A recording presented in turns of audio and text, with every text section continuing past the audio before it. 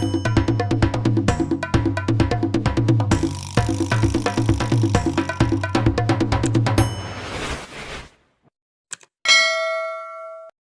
sahabat channel Ruang Tamu, dimanapun Anda berada. Sekarang kita berjumpa lagi dengan Ruang Tamu.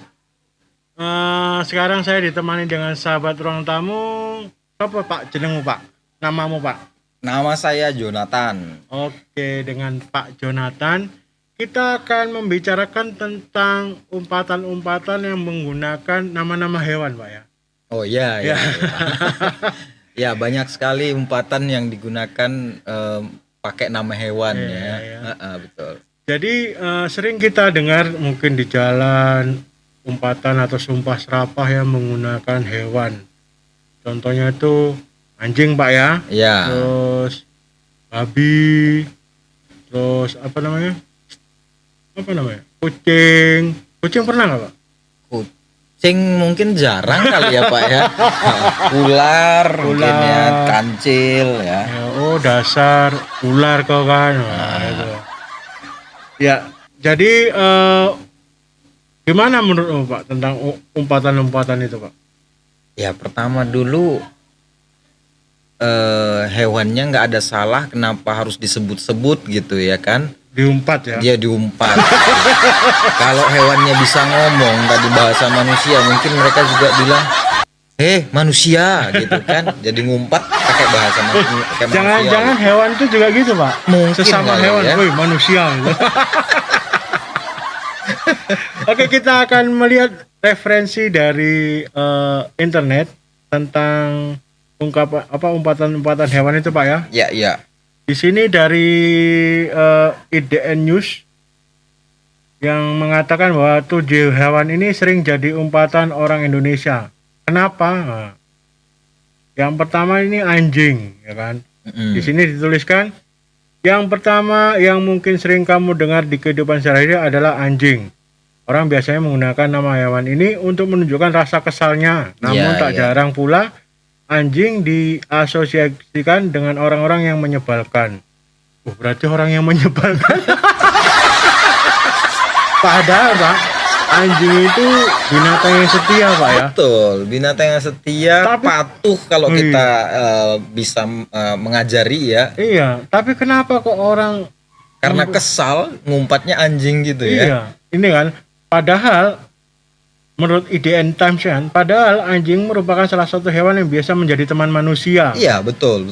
Sejak dulu mereka juga dikenal sangat loyal, penyayang dan ramah. Terlebih lagi hewan yang satu ini juga menjadi rekan kerja kita. Contohnya untuk menarik kendaraan sebagai anjing pelacak dan pengawas hewan ternak. Tega sekali manusia ya kan.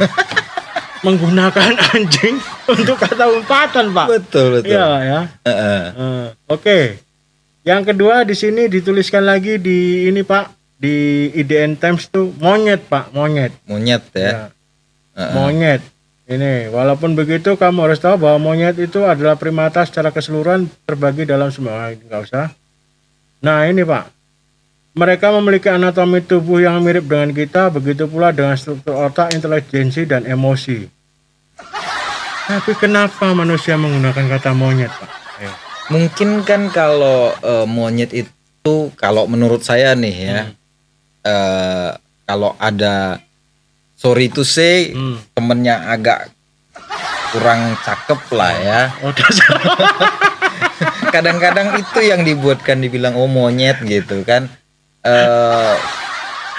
Padahal ya kita nggak tahu ganteng dan cantiknya monyet itu seperti apa kan begitu. Monyet ya gitu-gitu aja. Iya, kan? semua sama. Karena manusia ini ada manis-manisnya, ada. Iya, kayak menurut teorinya si Darwin kan manusia itu dari monyetnya sebenarnya, walaupun sudah dibantah juga kan begitu. Berarti sebetulnya kalau manusia evolusi dari monyet kan Pak, kita harus kalau mengumpat manusia, evolusi gitu. Oke, kita lanjut yang berikutnya adalah babi Pak. Di sini babi disebutkan bahwa masyarakat biasanya melontarkan umpatan ini ketika sedang marah dan terganggu. Tak hanya itu, babi juga sering diasosiasikan dengan sifat rakus, malas, tak punya sopan santun dan suka menang sendiri. Ya. Ya. Kalau saya juga setuju nih, karena kalau biasanya kalau orang menyebutkan umpatan babi itu lebih ke orang yang malas gitu ya. Lebih umpatan-umpatan hewan ini lebih kayak mencerminkan sifat Sifat, ya. orangnya itu. Jadi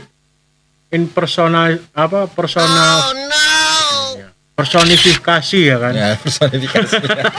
Manusia terhadap hewan itu. Ya, ya, Jadi ya. sifat hewan itu diambil ke manusia. Iya, dicontohkan, disama-samakan begitu. Iya.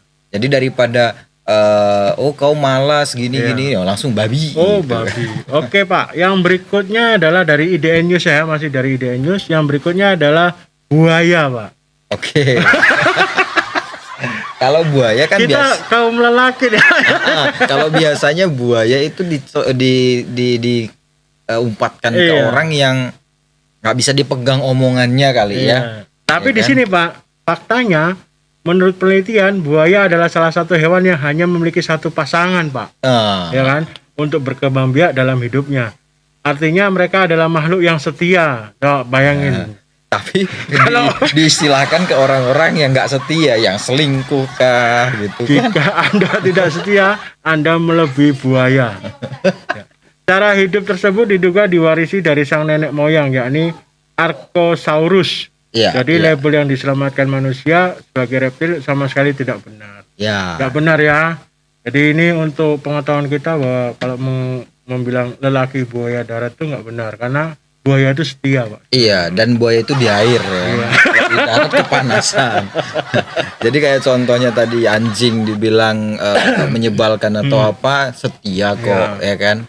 Kadang-kadang umpatan-umpatan kita itu nggak tepat lah gitu Iya. kan. Oke. Hanya karena mungkin kita nggak suka dengan binatang itu, jadi dibuat umpatan seperti itu. Jadi sebetulnya nggak boleh seperti itu, Pak ya. Kita harus lihat ini. Nah, yang berikutnya ini, Pak, jangkrik, Pak. Oh, jangkrik. Nah, ini biasanya wong Jawa iki, Pak. Ya, jangkrik gitu. Jangkrik. Nah, ini, Pak ya, jangkrik adalah satu-satunya serangga yang sering dijadikan bahan umpatan. Mungkin kamu jarang mendengarnya. Ya, Kalau kita di sini kan di Medan kan jarang mendengar. Jarang ya. Biasanya orang Jawa Timur sering menggunakan umpatan ini entah untuk mengungkapkan rasa kesal, kecewa atau bahkan gembira. Ya. Jangkrik. Aku dapat togel. Itu nggak kecewa, Pak. Historianya, Pak, ini, Pak. Ternyata setelah ditelusuri ada alasan kenapa orang menggunakan kata jangkrik sebagai umpatan. Masyarakat merasa jancuk yang sering digunakan orang Jawa Timur terlalu kasar. Terlalu kasar, oke. Maka dari Umpatan juga ada tingkatan kasarnya Iya. ya. Oke. Jadi menurut IDN News itu digunakan Jawa Timur karena jancuk itu terlalu kasar, akhirnya diganti dengan jangkrik. Oke. Nah, itulah pengetahuan kita. Yang berikutnya, Pak. Tapi sebentar Pak. Sebenarnya setahu saya nih ya, informasi-informasi yang saya dapat dari teman-teman yang di Jawa juga, jancuk itu juga bukan sesuatu yang kasar Iya, sebenarnya. memang. Gitu. Jadi tergantung penggunaannya sebenarnya. Iya, jancuk, betul. Pak. Jancuk itu Cuman karena udah sering diucapkan itu sebagai bahasa yang kasar, orang menganggapnya itu kasar, Iya. kan begitu. tapi nanti siapa tahu ada pemirsa dari Surabaya untuk mengklarifikasi Iya. jancuk karena ini berdasarkan IDN News ya. Iya. Jancuk itu apa? Oke, yang berikutnya adalah kambing, Pak. Kambing Wah. ya. Kambing kalau di Jawa dibilang wedus gitu ya. Wedus. Kalau setahu saya wedus itu biasanya kalau dulu orang yang jarang mandi. Iya. Karena kan kalau kambing itu takut banget tuh sama air Iya. gitu. Ngomong-ngomong, Bapak kan pernah studi di Jogja dan Iya, tinggal di Jogja ya, Pak. Ya? Betul. Untuk umpatan-umpatan mereka gimana, Pak? Umpatan-umpatan hampir sama sih ya, cuman lebih diterjemahkan ke bahasa Jawa. Oh. Contohnya kalau kayak tadi anjing di sana kire gitu gitu kan. ya. Wedus kambing gitu. Kambing. Hanya seperti itu sih, Pak. Lebih-lebihnya mungkin sama lah Sama ya. Oke. Nah, ini, Pak. Kita lanjut yang kambing, Pak ya. Iya, Di dalam bahasa Indonesia ada pula ungkapan kambing hitam. Artinya adalah orang yang sebenarnya tidak bersalah namun disalahkan dalam suatu kejadian. Nah, Oke. kambing hitam. Padahal kambing hitam itu mahal loh Pak. Mahal. Kalau di Jawa itu untuk apa? Untuk ritual loh. Pak. Kenapa Anda menggunakan kambing hitam? Gitu. Yang berikutnya yang terakhir adalah bajing, Pak. Bajing lompat ya. Bahasa Indonesianya bajing. Kalau di Jawa bajing, pakai E, bajing. Bajing. Ya. Bajingan adalah salah satu umpatan terkasar yang ada di Indonesia. Sampai-sampai tidak semua orang bisa dan tega melontarkan kata ini kepada orang lain. Iya, Namun, iya. tahukah kamu bahwa hewan bajing yang merupakan asal dari kata bajingan sama sekali tidak terlihat seperti gambaran tersebut. Bajing ternyata hewan yang imut, tubuh kecil, dan ekor panjang. Versi lain dari asal-usul bajing merujuk pada bajing yang juga memiliki arti pedati atau gerobak sapi. Ya, kalau di Jogja Pak, itu ada hari-hari tertentu di mana para bajingan itu turun ke jalan. Itu maksudnya apa itu Pak? Nah, ini hal jangan baru salah nih. sangka. Ya. Nah, itu orang yang disebut bajingan itu adalah pembawa gerobak sapi. Oh. Ya, kalau di Jogja itu yang membawa gerobak sapi itu namanya bajingan. Jadi kalau tanya apa profesimu? Bajingan. Betul Pak. Jadi kalau nanti pas main ke Jogja tanya deh orang Jogja atau itu, ada orang Jogja di sekitar kita tanyakan deh. Iya. Kalau bajingan itu nama sopirnya gerobak sapi, pedati, betul. Okay. Karena kan kalau di sana budaya-budaya seperti itu masih ada Pak. Iya. Okay. Nah itu tadi demikian tadi tentang umpatan ya, tentang konten kita yang unfaedah. Tapi semoga ini menambah pengetahuan Anda semua. Jadi jangan lupa kalau Anda suka untuk di like, share, komen, nyalakan loncengnya dan jangan lupa di subscribe. Iya, jangan lupa nanti banyak-banyak komentar di bawah. Betul. Agar kami semangat lagi membuat konten yang unfaedah ini. Tapi sebetulnya kami mengedukasi para ruang tamur. Dan juga jadi referensi kita belajar lah ya bahwa di tiap budaya itu juga macam-macam gitu. Sekian dari kami Ruang Tamu, saya Darius, saya Jonathan.